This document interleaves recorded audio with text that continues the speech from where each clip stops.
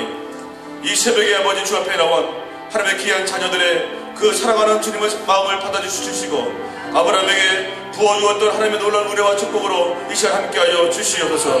하나님 아버지, 이 시간을 통하여서 다시 한번 우리의 삶이 새로운 역전의 인생이 되게 하여 주옵시고 살아가는 새로운 기적의 인생이 되게 하여 주옵시고 새로운 은혜의 역사가 임하는 이 새벽이 되어주시도록 하나님 아버지 함께하여 주시고 인도하여 주시옵소서. 예수님의 이름으로 기도드립니다. 아멘. 사도행전 10장 17절에서 33절 말씀입니다. 제가 가지고 있는 신약성경 203면입니다. 이 아침에 우리가 주시는 계시의 말씀으로 받으시기 바랍니다. 17절 말씀 제가 먼저 읽도록 하겠습니다.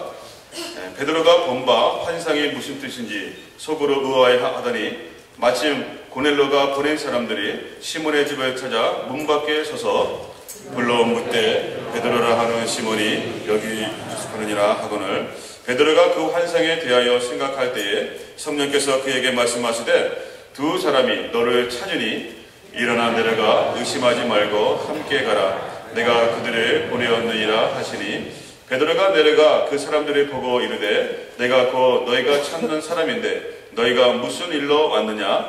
그들이 대답하되 백부장 고넬로는 의인이요 하나님의 경외하는 사람이라 유대 온 족속에 칭찬하더니 그가 거룩한 천사의 지시를 받아 당신을 그 집으로 청하여 말을 들으러 하느니라 한데 베드로가 불러들여 유숙하게 하니라.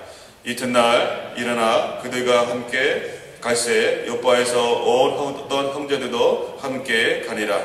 이튿날 가이사랴에 들어가니 고넬로가 그의 친척과 가까운 친구들을 모아 기다리더니 마침 베드로가 들어올 때에 고넬로가 맞아 발 앞에 엎드려 절하니 베드로가 일으켜 이르되 일어서라 나도 사람이라 하고 더불어 말하며 들어가 여러 사람이 모인 것을 보고 이르되 유대인으로서 이방인과 교제하며 가까이 하는 것이 미법인 줄은 너희가 알거니와 하나님께서 내게 지시하사 아무도 속되도 하거나 깨끗하지 않다 하지 말라 하시기로 부름을 사용하지 아니하고 왔노라. 묻노니 무슨 일로 나를 불렀느냐? 고넬로가 이르되 내가 나올 전 이맘때까지 내 집에서 제9시 기도를 하는데 갑자기 한 사람이 빛난 옷을 입고 내 앞에 서서 말하되 고넬로야 하나님이 내 기도를 들으시고 내 구제를 기억하셨으니 사람을 요바에 보내어 베드로라 하는 시몬을 청하라. 그가 바닷가 무두장이 시몬의 집에 유숙하니라 하시고 함께 있습니다. 내가 곧 당신에게 사람을 보내었는데 오셨으니 잘하였나이다. 이제 우리는 주께서 당신에게 명하신 모든 것을 듣고자 하여 다 하나님 앞에 있나이다. 아멘. 우리 이 시간은 의심할 시간이 있으면 도전하라 라고 하는 제목으로 박수기 담임 목사님 하나님의 말씀 선포해 주시겠습니다. 할렐루야. 오늘 이 자리에 참석한 모든 분들에게 하나님의 압도한 은혜가 임하기를 주님의 이름으로 간절히 소원합니다. 복음은 예루살렘에서 온 유다와 사마리아와 땅끝까지 이르러 계속해서 그 복음의 역사가 가고 있습니다. 또한 우리들에게 하나님이 주신 가장 중요한 사명 중에 하나가 이 복음의 말씀이 계속해서 퍼지기를 주님께서 원하시고 계시고 또 마태복음 24장 14절 말씀에 보면 이 복음이 다 전하여지면 그제야 끝이 오리라고 말씀하십니다. 그렇기 때문에 복음 전함의 역사는 누구의 전유물이 아니고 우리 모두가 반드시 담당해야 될 가장 중요한 일입니다.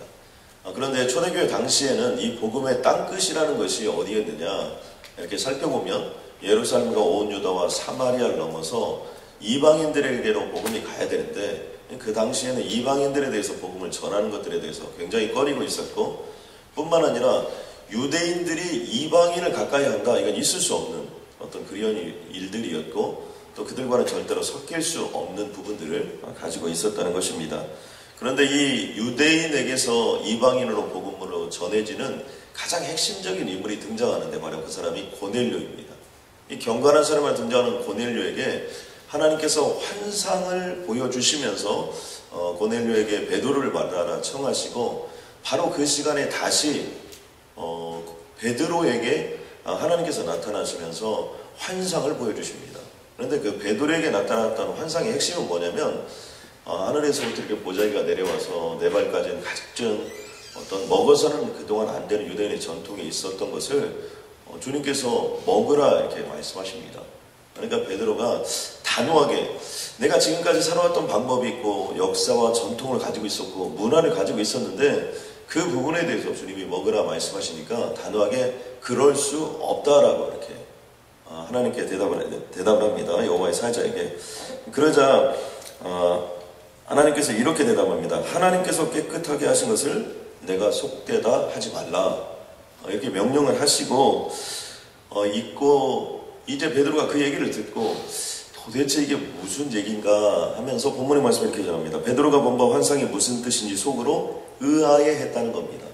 의아해했다는 것은 여러 가지로 해석할 수 있는데 그 중에 하나가 뭐냐면 의심하였다는 것이죠. 정말 이게 맞는 일인가? 그동안 나는 이렇게 살아왔는데 이게 옳다고 생각해왔는데 아니 이게 맞는 거 아니었나? 이렇게 의아한 상황들 또 그리고 정말 이 환상의 의미가 무엇일까? 이런 생각들을 하고 있는데 마침 그때 누가 도착하냐면 고넬료가 보냈던 사람들이 도착을 하게 되신 겁니다. 그러면서 성령께서 베드로에게 그런 겁니다. 밖에서 사람들이 찾아왔는데 바로 그 사람들은 고넬료라는 사람이 보낸 사람이라는 것을 설명을 해주는 겁니다. 그러니까 우리가 여러 가지 상황들이 있지만 참 중요한 것 중 하나는 뭐냐면요. 하나님은 하나님의 때에 우리에게 필요한 모든 것들을 반드시 이루어 주신다는 것입니다. 우리는 의심하고 우리는 이렇게 저렇게 생각하고 재고 그럴 수 있을지 모르지만 하나님은 하나님의 때에 하나님의 방법으로 반드시 역사하시는 분이십니다. 그러면서 이렇게 말씀하십니다. 일어나 내려가 의심하지 말고 함께 가라. 이제 온 사람들이 얘기를 하는 겁니다. 우리는 고넬료가 보낸 사람이고 이렇게 해서 당신을 모셔오라고 했습니다. 그러니까 안 그래도 지금 환상과 계시를 봤는데 그 환상과 계시가 무슨 뜻인지 도대체 무엇을 말하는 건지 이게 고개를 갸우뚱거리고 이게 정말 이렇게 하나님께서 일어난 일인지 아니면 내가 어떤 부분을 생각한 것인지 이런 컨퓨즈되는 상황 속에 있었는데 바로 그때 고넬료가 보냈다고 하고 또 데려오라 했다는 말을 듣고 도대체 이건 또 무슨 일이나 라고 하고 있는데 성령께서 그에게 깨달음을 주었다는 겁니다. 의심하지 말고 함께 가는 겁니다. 그러면서 내가 그들을 보내었다라고 말씀하고 있습니다. 여기서 중요한 것은 바로 베드로의 태도입니다. 이 말을 베드로가 듣고 그 말에 순종해서 나아갔다는 것입니다.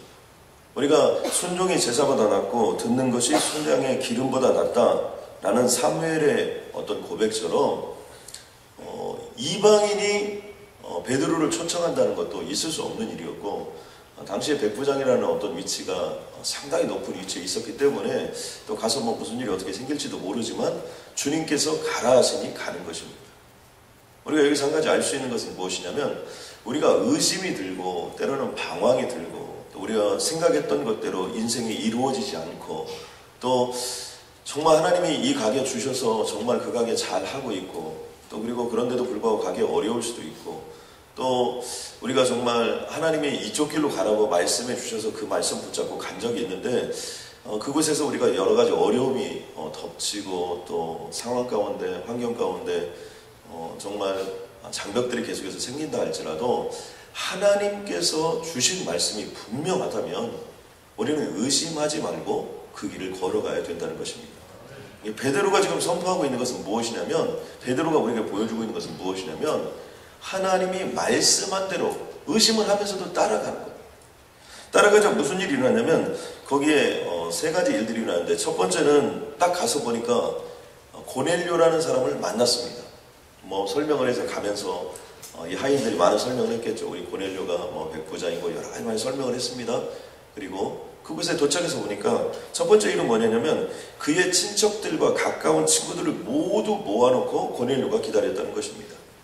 근데 고넬료가 환상을 보고 사람들을 보내었는데 보내고 나서 베드로가 온다 안 온다 이런 얘기가 없었던 거예요. 그런데 고넬료는 어떻게 했습니까?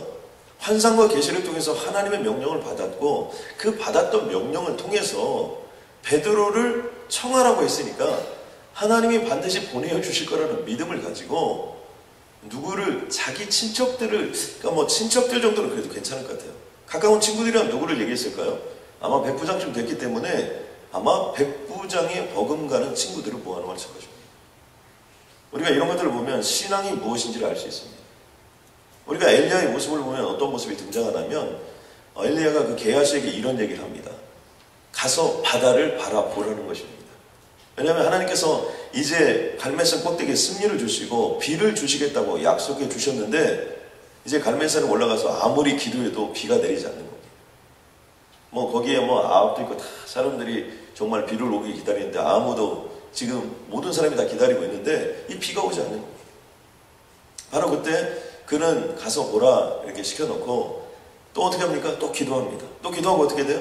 다시 시킵니다. 몇 번을 시킵니까? 7번을 시키는 겁니다. 우리가 여기서 알 수 있는 건 무엇입니까? 그것은 한 번 주시기로 했다는 것은 반드시 하나님이 주신다는 사실입니다. 여러분 아멘입니까? 그래서 게하시가 가서 뭐라고 얘기합니까? 7번째 보고 손바닥만한 구름이 있나이다. 그러니까 그 다음 대목이 대단히 중요합니다. 가서 아합에게 말하기를 비에 막히지 아니하도록 마차를 갖추고 내려가소서. 그러니까 큰 비가 내릴 것이니까 그것도 여기에만 내리는 것이 아니라 온 이스라엘의 모든 곳들 속에 큰 비가 내릴 것이니까 이제 그 큰 비에 막히지 않도록 빨리 내려가라는 것입니다. 우리가 신앙생활을 하고 믿음 생활을 하는 것은 정말 탄탄의 대로를 가고 뭐 하이웨이 달리듯 또 그리고 뭐 정말 빨간불 하나 막히지도 않고 여러분 그런 날이 있을 수 있죠. 그러나 어떤 때는 신호등마다 막힐 때도 있습니다. 또 그리고 어떤 때는 만나는 사람마다 어려워질 수 있어요. 또 들리는 소문마다 흉흉한 소식들이 우리에게 들려줄 수 있습니다. 그러나 중요한 것은 무엇입니까? 하나님이 그렇게 하시겠다 하면 하나님이 하시는 겁니다. 아멘입니까? 그러니까 하나님이 비를 주시겠다 하면 어떻게 돼요? 비를 주시고야 마는 거예요. 그러니까 고넬료도 그런 신앙과 믿음을 가졌다는 것입니다. 또 한 가지는 베드로가 들어올 때 보니까 고넬료가 베드로의 앞에 엎드려 절하였다는 것이죠. 사실은 그 당시에 절이라는 것은 어떤 의미가 있었냐면요.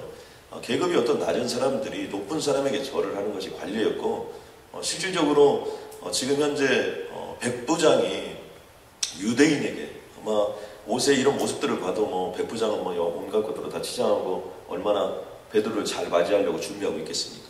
가까운 친구들도 있고 친척들도 왔던 사람들이 고넬료가 생각해봤을 때 중요한 사람이 오기 때문에 다 모아놨을 터인데 그 사람들이 얼마나 옷을 잘 입고 휘황찬란하게 하고 있었겠습니까?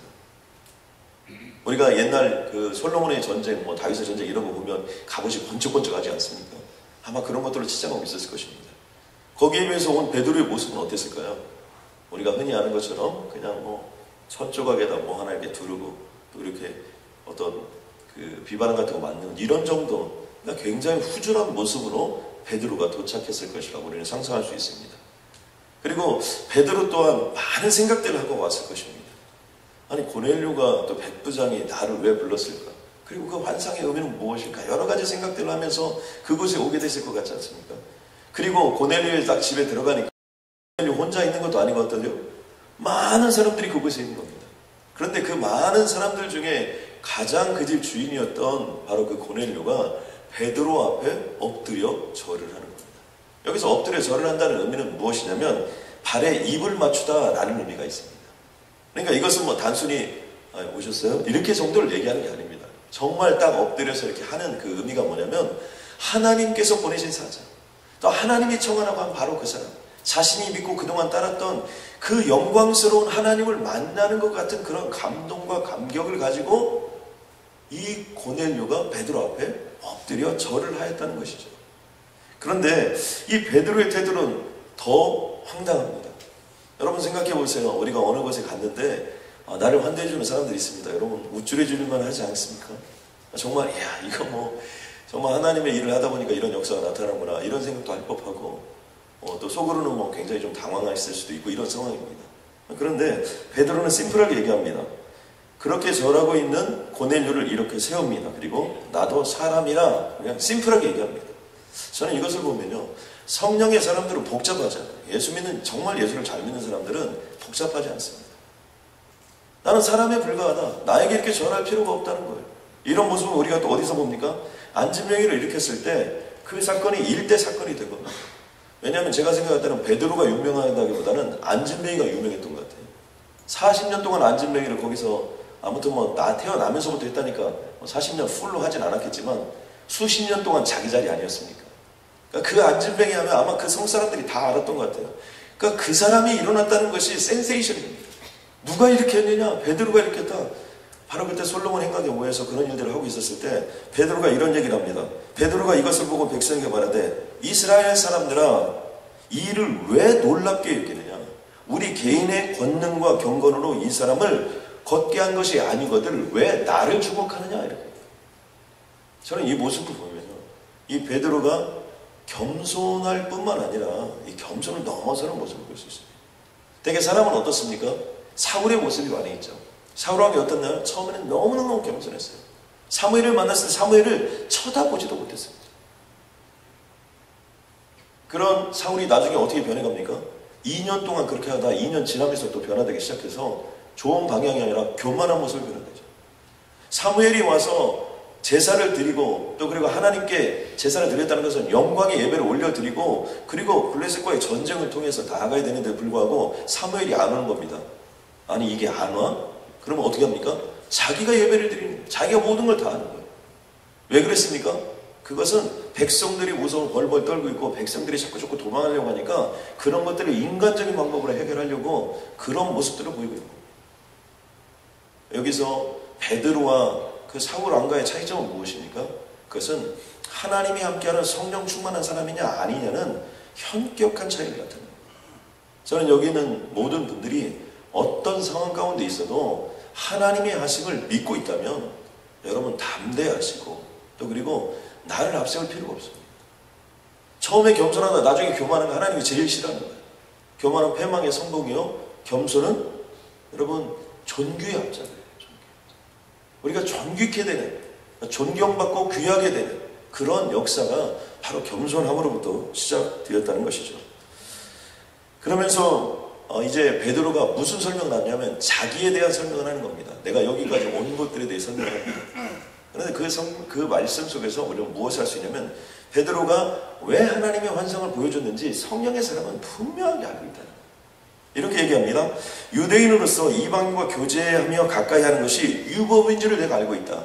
그러니까 당시에는 이방인과 가까이 한다 그러면 이것은 상종하지 못할 사람 이런 의미가 거기에 있었다는 겁니다. 그만큼 사마리아인들도 개취급했는데 유대인이 이방인들과 가까이 한다 이건 있을 수가 없다는 일이었죠. 이것이 위법일 정도로 그만큼 어려운 일들이었다는 겁니다.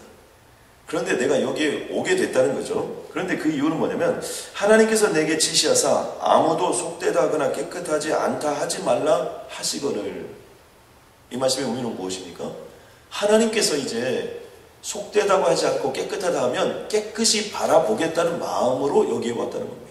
그러니까 베드로는 그동안 오는 과정 속에서 무엇을 알게 된 것입니까? 하나님의 환상과 계시가 이제 이 복음이 이제 유대인에게서 이방인으로 가야 되는 어떤 그런 의미들을 어렴풋이 알고 있었고, 아, 내가 지금부터 만나는 바로 이 사람을 내가 속되다, 이방인이다 이렇게 생각해서는 안 되는구나 라는 부분으로 깨달아가고 있는 것들을 알 수 있습니다. 저는 이 말씀을 통해서 우리가 붙잡아야 될 메시지 중에 하나는 뭐냐면 의심할 시간이 있으면 순종하고 도전하라는 것입니다. 여러분 아멘입니까? 성경은 이렇게 표현합니다. 베드로가 머리를 걷다 빠졌을 때 주님이 이렇게 해요. 즉시 손을 내밀어 그를 붙잡으시며 이르시되 믿음이 작은 자여 왜 의심하느냐. 여러분 예수 그리스도가 나의 구원자이심을 믿습니까? 천국에 갈 것을 확신하십니까? 그러면 지금 모든 길은 뭐예요? 천국 가는 길이에요. 아무리 어렵고 아무리 힘들고 아무리 고통스러워도 천국으로 가는 길입니다. 아멘입니까? Straight to heaven이요. 우리는 하나님의 나라로 가는 길이기 때문에 주님은 뭐라고 말씀하십니까? 기뻐하라는 거예요. 감사하라는 거예요. 어려운 일이 있으면 기도하라는 거예요. 그러면서 오직 믿음으로 구하고 조금도 의심하지 말라. 오히려 의심하는 자는 바람에 밀려 요동하는 바닷물결 같으니. 어떻게 돼요? 바람이 이쪽으로 불고 저쪽으로 불고 정말 사람 헷갈리게 하죠. 이런 사람은 무엇인지 좋게 없기를 생각하지 말라는 거예요. 의심이 너무 많고 생각이 너무 많으면 안 된다는 얘기를 우리에게 하고 있는 겁니다. 때로는 상황도 조건도 환경도 또 모든 것들 이런 것들이 어렵지만 죄송하지만 이런 모든 것들은 다 지나간다는 사실을 가슴속에 새겨야 될 줄로 믿습니다. 여러분 고난은 항상 있기 마련이에요. 고난 없는 사람이 이 세상에 어디 있습니까? 문제 없는 사람이 어디 있어요? 그러나 하나님의 뜻은 반드시 이루어진다는 것이 진리예요. 아멘입니까? 그러므로 우리가 생각할 때는 나는 절대로 할 수 없다. 아니 세상이 뒤집어져도 할 수 없다. 이것은 그 누구라도 와서 할 수 없다. 우리가 이렇게 생각하는 환경과 여건 가운데 우리가 놓여질 수 있습니다. 그럼 그것보다 더 중요한 건 뭐냐면 하나님이 하시기로 작정하면 그것이 홍해바다가 됐든 여리고가 되었든 고넬료가 되었든 베드로가 되었든 하나님께서 그 역사를 이루어 가시게 된다는 사실이죠. 특별히 그렇기 때문에 우리가 어떤 일을 이렇게 추진하면서 때로는 몸에 질병이 생겼어요. 그럴 수 있습니다. 부도가 날 수도 있고 뱅크럽시가 날 수 있고 여러분 생각하지도 않았는데 회사에서 어려움이 생길 수 있고 레이오프 될 수 있고 여러 가지 상황 가운데 있을 수 있어요. 그러나 하나님을 내가 믿고 가는 자라면 또 내가 하나님과 함께 가는 자라면 반드시 그곳에 하나님의 뜻이 있을 것이고 하나님의 뜻대로 우리를 인도하여 주신다는 사실입니다. 아멘입니까? 베드로는 막다른 골목길이에요. 이거 있을 수 없는 거예요. 여기 넘어가면 안 되는 거예요. 그것은 그동안에 내가 알았던 유대인의 전통과 문화와 모든 것들을 다 넘어서는 일이에요. 그러나 하나님이 속되도 하지 않고 하나님이 깨끗하게 하니까 그 길을 따라가는데 바로 그 길이 어떤 길이에요? 한 번도 가지 않았던 길. 어떻게 보면 가장 위험한 길, 한 번도 가지 않았던 길이 가장 위험한 길 아닙니까? 우리가 편안한 길을 가르쳐서 한 번도 가지 않았던 길이라고 하지 않는 건 아니지. 한 번도 가지 않았던 것은 위험한 길이고 정말 극도로 자기 자신이 위축되는 길이고 어떤 가슴이 절절히 어떤 가슴 졸이는 일이죠. 그러나 그 너머에는 하나님의 역사와 능력이 기다리고 있다는 사실입니다. 그렇기 때문에 두 번째, 상황이 어려울 때 더욱더 최선을 다하자는 것입니다. 저는 여기 있는 모든 분들이 상황이 어려우면 어려울수록 더욱더 최선을 향하여 나아가길 주님의 이름으로 간절히 소원합니다. 사람이나 기업이 망하는 가장 첫 번째 단계는 뭐냐면요, 성공으로부터 오는 자만감. 그러니까 무엇인가 편안해지고 안락해졌을 때 오는 자만감, 그 교만함이 결국에는 우리를 몰락시킨다는 것입니다. 저는 적어도 이 새벽기도에 나오신 모든 분들은 자기를 쳐서 주님께 올려드린 분들이기 때문에 이곳에 있는 모든 분들은 겸손함으로 무장된 분들인 줄로 믿습니다. 이 타이타닉 영화에 보면요, 침몰의 순간이 시시각각으로 다가옵니다. 그런데 왜 타이타닉에 있는 사람들이 그렇게 많이 죽었느냐는 거예요. 아니 그 외에 구조선도 있었고 다 있었거든요. 근데 왜 이렇게 많이 사람들이 거기서 죽었을까? 물론 빙산에 부딪혀서 배가 가라앉아서 많이 죽었다니까 생각이 쉽지만 거기에 구조선도 있고 다 있었는데도 불구하고 수없이 많은 사람들이 거기서 죽어갔습니다. 그 이유는 딱 하나예요. 그 타이타닉을 소유했던 그 사장이 거기에 같이 이렇게 타고 있었는데요. 이 브루스 이스메이라는 사장입니다. 그 사장이 이런 확신을 가지고 있었습니다. 타이타닉은 절대로 침몰하지 않는다. 이 사장이 이런 생각을 갖고 있었던 것처럼 그곳에 있는 수없이 많은 사람들도 이 타이타닉은 절대로 침몰하지 않는다는 생각을 갖고 있었다는 겁니다. 그런데 언제부터 구조가 시작됐냐? 타이타닉을 설계했던 사람의 토머스 앤드류라는 사람이 바로 그 타이타닉을 똑같이 타고 있었는데 이 토머스 앤드류라는 사람이 나중에 그랬다는 겁니다. 내가 이것을 설계하고 만들었는데 타이타닉도 쇠로 만들어졌다. 그러니까 가라앉을 수 있다. 빨리 구조하자. 이런 얘기하다 시간이 다 지연돼가지고 결국엔 타이타닉에 있는 수없이 많은 사람들이 죽었다는 거예요. 여러분, 이 역사 속에서 영원한 것은 아무것도 없습니다. 여러분, 미국, 중국, 아무리 경제적으로 뛰어나고 별짓을 다 해도 여러분 하나님이 세우시면 세우는 거고 하나님 무너뜨리면 무너지고 가는 겁니다. 아멘입니까? 중요한 건 하나님의 뜻만이 영원하다. 그러면 여러분이 하나님께 기도하면서 받았던 말씀이 있고 정말 하나님께서 나에게 주신 환경과 여건 가운데서 하나님이 나에게 보여주셨던 환상과 계시가 있다면 그것은 반드시 이루어지는 겁니다. 그렇기 때문에 고넬료처럼 베드로가 오지도 않았는데도 벌써부터 준비하고 나아가는 그런 모습이 필요하고요. 엘리야가 기도하는 순간부터 비가 올 것을 확신하고 한 번, 두 번, 세 번, 네 번, 다섯 번, 여섯 번, 일곱 번 기도할 때 어떻게 했습니까? 계속해서 종을 시켰어요. 자기가 가서 날 뛰지 않았어요. 왜 비가 오지 않는 것일까? 하나님은 어디에 있는가? 이러지 않았어요. 그는 계속해서 이 머리를 이 무릎 사이에 내려놓고 계속해서 하나님께 기도하고 있었습니다. 뭐요? 하나님의 때를 기다리고 있었어요. 때로는 10년이 돼도 20년이 돼도 30년이 돼도 하나님이 이루고자 하는 것은 영원토록 이루어 주실 줄로 믿습니다. 그렇기 때문에 어떤 상황이 와도 기다리고 또 기다리고 또 기다리고 환경이 어려워지면 어려질수록 위기가 기회라는 것을 믿고 주님의 이름으로 나아가면 바로 그곳에서 하나님의 영광을 보는 겁니다. 먼지보다 많은 고기를 비같이 내리셨던 그 하나님, 하늘에 나는 새를 바다에 모래처럼 내리셨던 그 주님, 하나님, 지금도 그런 역사를 우리에게 허락하시기 위하여 이 자리에 세워주신 줄로 믿습니다. 하나님, 수백만 명의 사람들이 먹고도 남을 하나님 만나 외출하기를 뿌려주셨던 그 하나님, 오늘 우리에게도 그러한 은혜가 필요하고 능력이 필요합니다. 건강이 필요한 자에겐 건강을 허락하여 주옵소서. 신분의 해결이 필요한 자는 신분의 해결을 받게 하여 주시옵소서. 물질이 필요한 자에게는 물 붓듯이 부어 주시옵소서. 실력이 필요한 자들에게는 권능을 역사하여 주시옵소서. 하나님, 비즈니스를 하는 자들에게는 흥왕의 역사를 허락하여 주시옵고, 직장 생활에서는 정말 어떤 상황에서도 밀리지 않고 계속해서 주님 오실 때까지 승진하여 나가는 축복으로 역사하여 주옵소서. 자녀들에게는 솔로몬의 지혜를 허락하여 주시옵고, 사랑하는 아내와 남편에게는 다윗의 용맹과 사도 바울의 영성을 허락하여 주셔서 반드시 승리하고야만 하는 귀하고 복된 삶 되게 하여 주옵소서. 예수님의 이름으로 기도드렸습니다.